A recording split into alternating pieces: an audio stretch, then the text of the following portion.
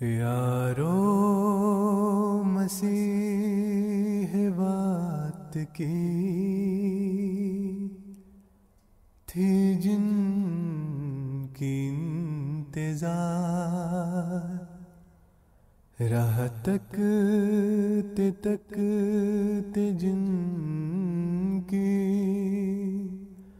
کروڑوں ہی مر گئے، کروڑوں ہی مر گئے۔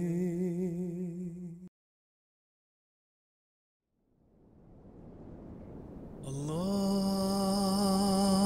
اکبر، اللہ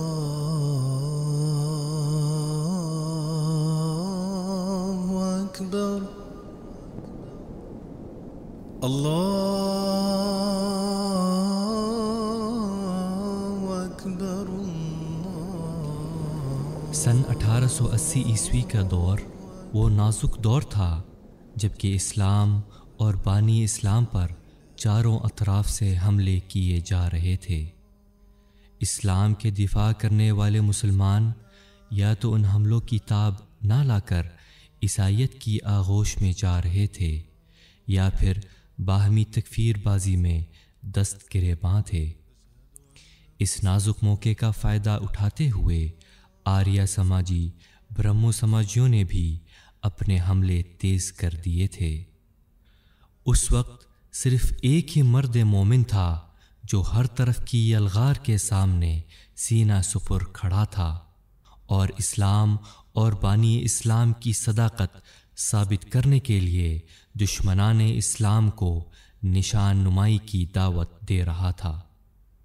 جب مخالفین نے اسلام کی صداقت کے لیے نشان طلب کیا تو آپ علیہ السلام نے حسب عادت استخارہ فرمایا تو الہام ہوا اس معاملے کی عقدہ کشائی ہوشیار پور میں ہوگی۔ حضرت مسیح موعود علیہ السلام نے باذن الہی سن 1886 عیسوی میں چلہ کشی کی غرض سے ہوشیار پور کا سفر کا ارادہ فرمایا۔ ہوشیار پور بھارت کے صوبہ پنجاب کا شہر ہے جو کہ قادیان سے شمال مشرق 70 کلومیٹر کے فاصلے پر واقع ہے۔ اس شہر کی بنیاد 4 صدی عیسوی میں رکھی گئی تھی۔ اس شہر کو تاریخی اور مذہبی اہمیت حاصل ہے۔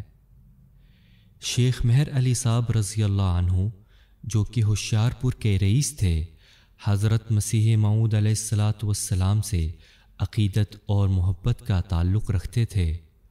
انہیں حضور علیہ السلام نے خط لکھا کہ میں 2 ماہ کے واسطے ہوشیار پور آنا چاہتا ہوں، کسی ایسے مکان کا انتظام کر دیں جو شہر کے ایک کنارے پر ہو اور اس میں بالا خانہ بھی ہو۔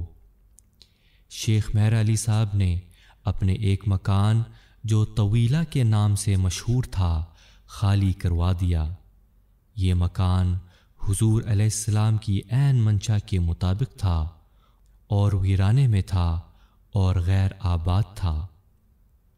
مورخہ 21 جنوری 1886 عیسوی کو بروز جمعرات حضرت اقدس مسیح موعود علیہ السلام بہلی میں بیٹھ کر، جس کے بیل سفید رنگ کے تھے، دریائے بیاس کے راستے ہوشیار پور کے لیے عازم سفر ہوئے۔ راستے میں ٹانڈا شہر کے قریب ہی ایک قصبہ رسول پور میں رات قیام فرمایا اور اگلے روز سفر جاری رکھتے ہوئے جمعہ 22 جنوری 1886 عیسوی کو ہوشیار پور پہنچ گئے۔ اس مقدس سفر میں حضرت اقدس مسیح موعود علیہ السلام کے ساتھ حضور علیہ السلام کے مخلص مریدوں میں سے حضرت منشی عبداللہ صاحب اور حضرت شیخ حامد علی صاحب رضی اللہ عنہما کے علاوہ ایک میاں فتح خان صاحب ساکن رسول پور بھی شامل تھے۔ ہوشیار پور پہنچتے ہی حضور علیہ السلام نے طویلہ کے بالا خانے میں قیام فرمایا اور تینوں بزرگ خدام کے ذمے الگ الگ کام مقرر فرما دیے۔ حضرت منشی عبداللہ سنوری صاحب رضی اللہ عنہ کے سپرد کھانا پکانے کا کام ہوا، فتح خان صاحب کی ڈیوٹی لگائی گئی کہ وہ بازار سے سودا وغیرہ لایا کرے۔ حضرت شیخ حامد علی صاحب رضی اللہ عنہ کا یہ کام مقرر ہوا کہ گھر کا بالائی کام اور آنے جانے والے کی مہمان نوازی کریں۔ حضرت مسیح موعود علیہ السلام نے اپنے صحابہ کو یہ حکم دیا کہ ڈیوڑی کے اندر کی زنجیر ہر وقت لگی رہے اور گھر میں بھی کوئی شخص مجھے نہ بلائے۔ میں اگر کسی کو بلاؤں تو وہ اسی حد تک میری بات کا جواب دے جس حد تک کہ ضروری ہے، اور نہ اوپر بالا خانہ میں کوئی میرے پاس آوے۔ میرا کھانا اوپر پہنچا دیا جاوے، مگر اس کا انتظار نہ کیا جاوے کہ میں کھانا کھا لوں۔ خالی برتن پھر دوسرے وقت لے جایا کریں۔